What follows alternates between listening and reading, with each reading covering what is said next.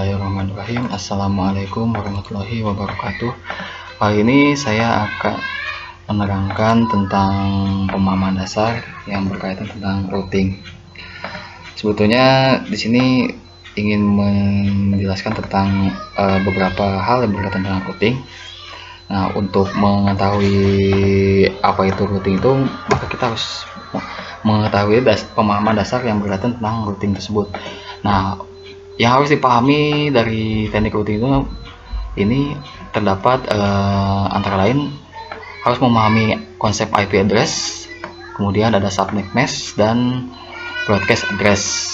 Ketiga ini sangat penting untuk memahami di teknik routing. Kemudian jadi ini langsung ke contoh kasus pada pengalamatannya. Nah, untuk host IP 1, 2, dan 3 ini masing-masing memiliki IP dan broadcast networknya yang berbeda gitu. Hanya saja dalam penghubungannya atau cara komunikasinya baik IP1 maupun IP2 ini sebetulnya bisa terhubung, tetapi tidak bisa terhubung ke IP host 3 gitu ya. Mengapa demikian? Karena di pengalamatan dari IP dan si network broadcastnya itu berbeda gitu antara host IP1, 2 maupun 3. Nah, supaya supaya host IP3 ini terhubung antara IP2 dan IP1, maka diperlukan switching element. Nah, switching element ini yang kita sebut router gitu dalam jaringan routing tersebut.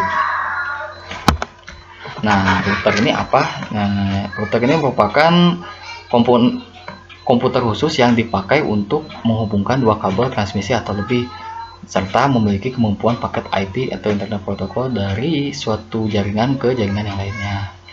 Nah, jadi di gambar di sini terdapat juga beberapa komputer yang masuk ke tiap-tiap hub, lalu dihubungkan ke satu router yang ini fungsinya untuk menghubungkan antara beberapa komputer dari switch 1 dengan beberapa komputer dari switch 2 gitu.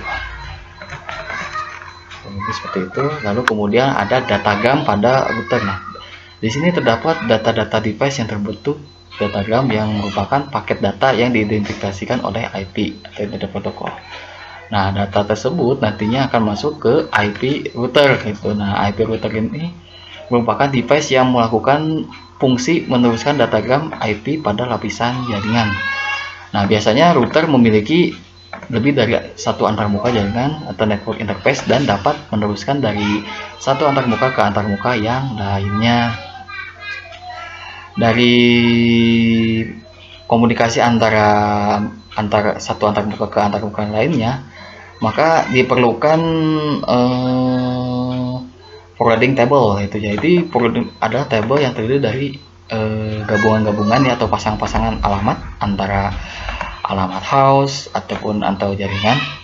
Alamat host maksudnya dari IP address itu kayak subnet mask dan broadcast addressnya itu nanti disatukan.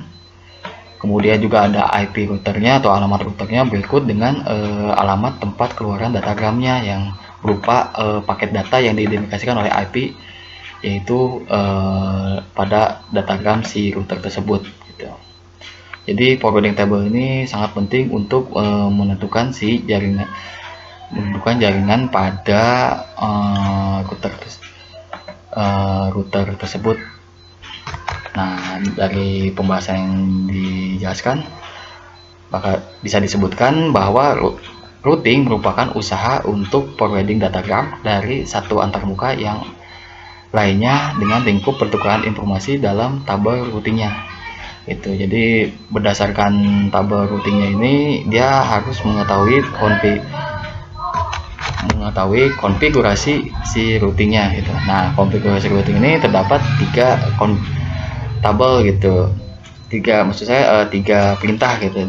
Yang pertama ada minimal, statis, dan dinamik.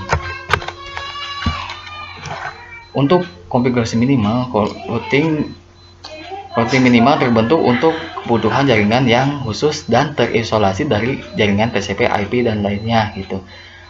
Dan perintahnya terdapat perintah inconfig dalam melakukan konfigurasi antarmuka jaringan komputer. Nah, dari mengapa tidak bisa masuk ke jaringan TCP IP, karena harus diperlukan subnetting, proses subnetting jaringan gitu, supaya karena tidak diperlukan lagi jaringan TCP IP pada konfigurasi minimal gitu.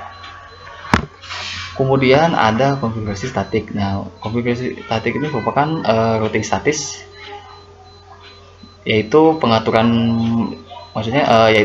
paling sederhana yang dapat dilakukan pada jaringan komputer.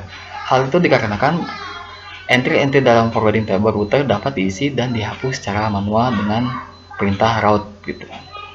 Jadi dalam perintah route ini sebetulnya lebih memudahkan untuk menghubungkan antara forwarding table yang telah ditentukan lalu masuk ke jaringan routing tersebut. Kemudian ada konfigurasi dinamik. Nah, ini merupakan routing dinamis yang dimana digunakan untuk melepaskan kewajiban entry-entry forwarding table secara manual. Nah, perubahan tersebut dilakukan melalui protokol routing. Nah, protokol routing ini dengan cara router mengetahui keadaan jaringan yang terakhir dan mampu meneruskan ke datagram yang akan dituju ataupun data arah yang benar gitu. Jadi ini sehingga dapat berkomunikasi satu dengan yang lain dan saling memberikan informasi routing dalam keadaan tapi maksudnya tergantung pada keadaan jaringannya gitu. Nah, itulah yang bisa dibahas berkaitan tentang routing. Nanti bisa diteruskan pada implementasi routing yang akan dijelaskan dalam tabel-tabel routing dan ARP. Cukup sekian, terima kasih atas perhatiannya. Wassalamualaikum warahmatullahi wabarakatuh. Bismillahirrahmanirrahim. Assalamualaikum warahmatullahi wabarakatuh. Saya Nita Augustina. Di sini saya akan meneruskan materi sebelumnya, yaitu menjelaskan tentang tabel routing.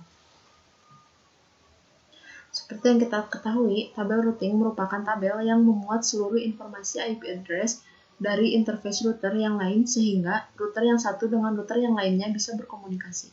Routing tabel hanya memberikan informasi, sedangkan routing algoritma yang menganalisa dan mengatur routing tabel. Tabel routing juga berisi informasi bagaimana cara router tersebut mencapai suatu network. Tabel routing sangat penting karena digunakan router sebagai pedoman untuk mengirimkan setiap paket data yang diterima. Informasi dalam tabel routing berupa baris-baris network address yang disebut sebagai entry route, atau biasa disebut route saja. Dalam setiap entry route juga telah ada informasi tentang interface mana yang dapat digunakan router tersebut untuk mengirimkan paket data. Jadi, jika router menerima paket data, maka router akan memeriksa IP address tujuan atau destination IP dari paket tersebut. Router kemudian mencocokkannya dengan network address yang ada pada setiap entry di dalam tabel routing. Bila ada entry yang cocok, maka router akan meneruskan paket data tersebut ke interface yang digunakan untuk meneruskan paket tersebut. Interface yang digunakan biasanya disebut exit interface atau outgoing interface. Namun, jika ternyata tidak ada entry yang cocok, maka router akan membuang paket data tersebut. Selain melakukan routing, router juga melakukan forwarding paket data. Sebuah perangkat dikatakan melakukan forwarding jika perangkat tersebut meneruskan paket data yang tiba di satu interface untuk keluar di interface yang lain. Pada router, paket data akan tiba pada sebuah interface atau ingoing interface untuk kemudian diolah dan akhirnya dikeluarkan pada interface yang lain atau outgoing interface. Berikut merupakan entry tabel routing. Untuk yang pertama yaitu Directly Connected Network. Entry ini akan muncul pada saat interface router diaktifkan dan dikonfigurasikan oleh IP address. Entry Directly Connected ini akan memiliki label C. Yang selanjutnya yaitu Static Router. Entry ini adalah entry yang diisi manual oleh administrator jaringan, sehingga jika ada perubahan jaringan, maka entry ini juga harus diubah secara manual. Entry static route ini akan memiliki label S. Selanjutnya yaitu dynamic routes. Entry ini adalah entry yang akan muncul karena hasil pertukaran informasi routing dari beberapa router. Pertukaran informasi routing akan menggunakan routing protokol. Entry ini tidak diisi secara manual oleh administrator jaringan, tidak seperti static routes tadi. Jadi, administrator jaringan ini hanya perlu mengaktifkan routing protokol dan network yang akan digunakan untuk routing. Entry dynamic route ini akan memiliki label D3. Selanjutnya yaitu default routes. Entry ini digunakan untuk menentukan kemana sebuah paket akan dikirimkan jika alamat tujuan dari paket tidak terdapat pada tabel routing. Entry default routes ini bisa dikonfigurasikan secara manual atau secara statik, maupun dari pertukaran informasi dari routing protokol atau dinamik. Entry default route ini merupakan entry dengan nilai parameter DST address sebagai berikut. Jika dikonfigurasikan secara statik, maka default route akan memiliki label S. Selanjutnya berikut merupakan beberapa informasi mengenai tabel routing. Untuk yang pertama yaitu DST address. Informasi yang ada di dalam kolom ini menunjukkan network tujuan yang dapat dijangkau oleh router tersebut. Untuk yang selanjutnya yaitu pref SRC, yaitu informasi yang ada di kolom ini akan menunjukkan alamat IP address yang digunakan oleh router sebagai field IP address pengirim. Yang selanjutnya yaitu gateway. Kolom ini akan menunjukkan cara router tersebut menjangkau network yang ada di kolom DST address, biasanya berupa interface maupun IP address dari router tetangga yang dapat digunakan untuk mencapai remote network. Yang selanjutnya yaitu distance. Kolom ini menunjukkan nilai administrative distance. Nilai administrative distance dapat menunjukkan apakah entry tersebut didapat router dari static routing maupun dinamik, sekaligus dapat digunakan untuk melihat jenis protokol yang digunakan.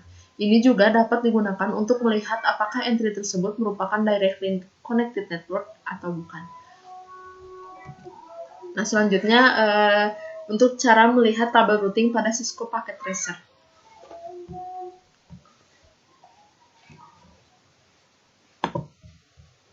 Baik, di sini saya akan menjelaskan sedikit tentang tabel routing pada Cisco Packet Tracer. Nah, di sini tuh contoh desain tabel routing statik yang terdiri dari dua router. Nah, untuk mengetahui informasi tabel routing, kita lihat di sini routing tabel. Nah, di sini tuh memuat beberapa informasi. Di antaranya untuk yang pertama yaitu network. Jadi network di sini tuh memuat informasi network destination yang dimana untuk mengetahui interface apa saja yang bisa dijangkau oleh router tersebut, seperti itu. Dan di sini juga terdapat next hop IP atau biasa disebut sebagai gateway. Kemudian metric. Nah, di sini tuh metric tuh memuat informasi apakah router tersebut yaitu termasuk ke dalam remote network atau directly connected network. Seperti itu. Dan untuk penjelasan sedikitnya, jadi untuk router pertama ini terhubung ke router kedua yang selanjutnya akan disalurkan ke switch, kemudian berakhir terhubung ke PC. Jadi untuk menghubungkan antara router dengan PC yaitu menggunakan switch. Seperti itu. Jadi di sini tuh tabel routing tuh berfungsi untuk mengetahui tujuan yang dapat dijangkau oleh router ke interface yang akan dihubungkan selanjutnya. Kurang lebih seperti itu. Sekian penjelasan dari saya. Mohon maaf apabila masih banyak kesalahan. Assalamualaikum warahmatullahi wabarakatuh. Perkenalkan, nama saya Reza Persandika dari kelas Teknik Elektro di Sorek kelas E semester 5, dan saya akan melanjutkan materi yang telah disampaikan oleh rekan saya sebelumnya. Dan materi yang akan saya sampaikan adalah tentang ARP atau Address Resolution Protocol. Tentang ARP atau Address Resolution Protocol adalah sebuah protokol dalam TCP atau IP Protocol Switch yang bertanggung jawab dalam melakukan resolusi alamat IP ke dalam alamat media access control atau MAC address. Dalam jaringan biasanya memang telah diberi alamat IP, namun alamat hardware, misalnya MAC address, tetap digunakan untuk transportasi data dari suatu host ke host yang lainnya. Dalam MikroTik Router OS, sebuah router memiliki tabel ARP. Dalam tabel tersebut berisikan masukan-masukan ARP. Masukan-masukan ARP tersebut terdiri dari IP address dan MAC address serta informasi interface mana yang digunakan. Fungsi dari ARP. Fungsi ARP adalah untuk meningkatkan keamanan. Dalam MikroTik, masukan ARP bisa didapat secara dinamik. Namun untuk meningkatkan keamanan, kita dapat memasukkan ARP statik secara manual dengan hanya membolehkan sebuah router mereply hanya untuk masukkan ARP statik pada tabel ARP. Maka akan membatasi akses ke router dan jaringan di belakang router yang hanya untuk IP address atau MAC address dengan kombinasi. Berikutnya adalah cara melihat alamat IP. Untuk Linux bisa menggunakan shell, ketik perintah ifconfig, dan untuk Windows dapat menggunakan cmd, dapat langsung diketik perintah ipconfig. Berikut adalah contoh alamat IP pada Linux. Pada gambar, alamat yang digaris bawahi adalah alamat MAC address atau alamat device, dan alamat yang ditebalkan adalah alamat IP. Tiap alamat MAC address atau alamat device tidak ada yang sama di dunia ini. Seperti misalnya contohnya adalah MAC LAN card atau Etho dan wireless card atau WLAN O. Yang pastinya IP address-nya akan berbeda. Tugas ARP pada contoh di atas adalah menggambarkan kepada seluruh node di dalam jaringan WLAN bahwa IP 217.0.0.7 mempunyai alamat MAC 0019E4599EB.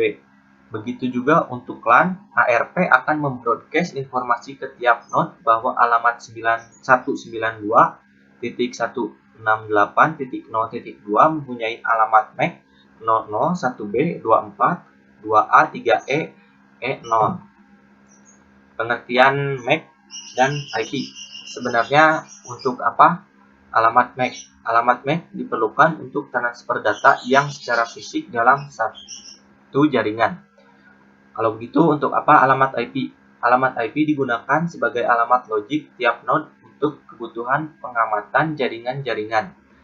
Lalu peran ARP dalam komunikasi di jaringan lokal, contohnya adalah bila pernah mengkoneksikan komputer ke sebuah jaringan atau menggunakan switch misalnya, maka tanpa peran ARP mungkin komputer tidak akan pernah mendapatkan paket data karena jaringannya akan kesasar di jaringan lokal. Switch database. Cara switch bekerja adalah dengan membaca ARP tabelnya. Baris-baris pada tabel tersebut selalu diupdate oleh protokol ARP secara periodik.